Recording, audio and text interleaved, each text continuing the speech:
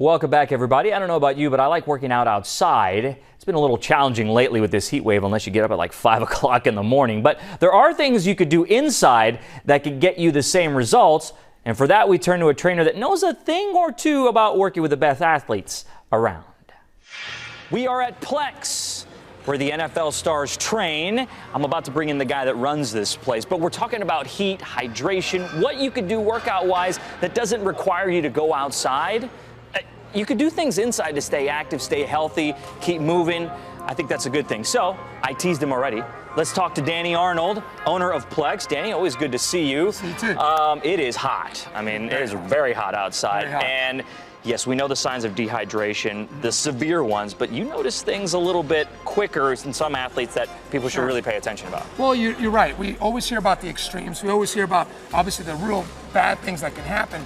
But what we're failing too is that there's a lot of in-betweens. You know, you got all these parents that are spending all this money to get their kids in the best shape, running faster, jumping higher, do all these things, spending money for the equipment and everything, and that's all about performance. And so why don't we put the same emphasis we do for equipment and for training or for coaching when it comes down to hydration? Because hydration is affecting performance dramatically, and we're not seeing it. We only see it when someone passes out or something severe happens, but in between, there's a huge drop-off. So the hydration part of it needs to be emphasized even more than we are nowadays.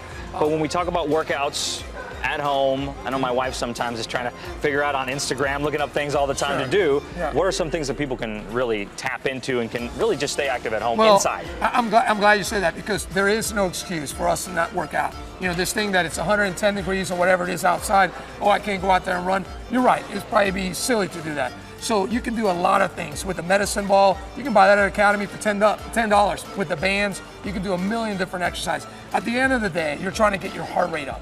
You don't have to come up with some fancy workout from Instagram or Twitter or whatever it is. You just got to get the heart rate up. You don't need an expensive bike or elliptical or anything like that. You just got to do some movements. And then obviously with the bands and the balls, it can help you. Something as simple as doing repetitive lunges, repetitive squats, you know, doing bands, raises, all those kind of things. But you're getting the heart rate up and you're mimicking what's taking place on the outside if it was a cooler day. And you'll see just better increase in your daily life performance, right? Yes, and you know, we look at it as the workouts are only about fat loss. It's about so many more things.